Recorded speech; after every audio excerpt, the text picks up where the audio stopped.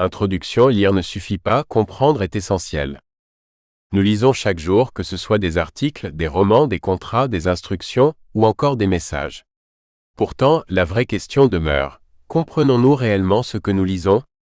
Ce livre vous propose d'explorer les différentes dimensions de la compréhension en lecture, les obstacles qui s'y opposent, et les méthodes pour améliorer votre capacité à saisir le sens profond des textes.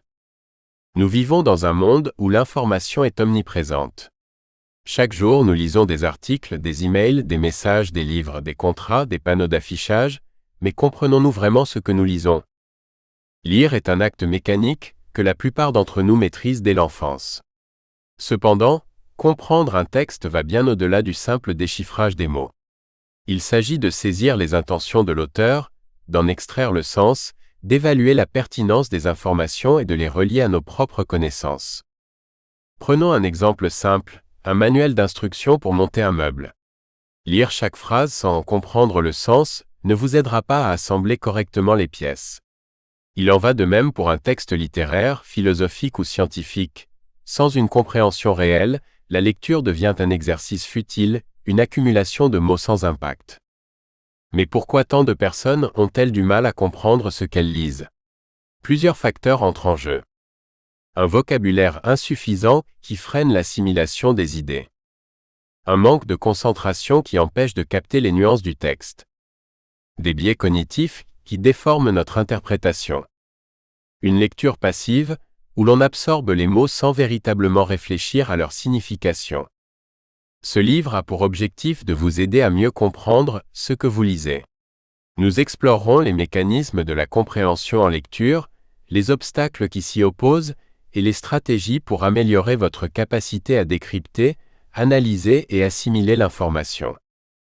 Car au fond, lire sans comprendre, c'est comme regarder sans voir ou entendre sans écouter. Apprendre à lire intelligemment, c'est donner un véritable sens aux mots et en faire des outils pour penser, grandir et agir. Prêt à transformer votre façon de lire? Chapitre 1. Les fondements de la compréhension en lecture. 1.1. Lire et comprendre, une différence fondamentale. Beaucoup de personnes savent déchiffrer des mots, mais cela ne signifie pas qu'elles comprennent l'ensemble du message. La lecture active nécessite un effort cognitif pour interpréter, analyser et relier les idées. Beaucoup de personnes savent lire, mais lire ne signifie pas forcément comprendre.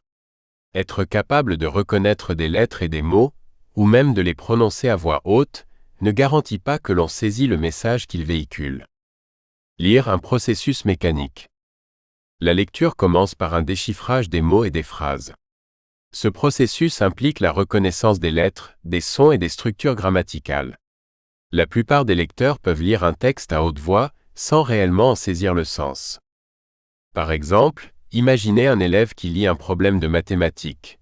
Si un train part de Paris à 14 h et roule à 120 km/h, à quelle heure arrivera-t-il à Lyon, situé à 460 km? S'il se contente de lire sans comprendre la question, il ne pourra pas trouver la réponse. Il doit interpréter les informations, faire les calculs et relier les données à ses connaissances pour résoudre le problème. Comprendre, un processus actif.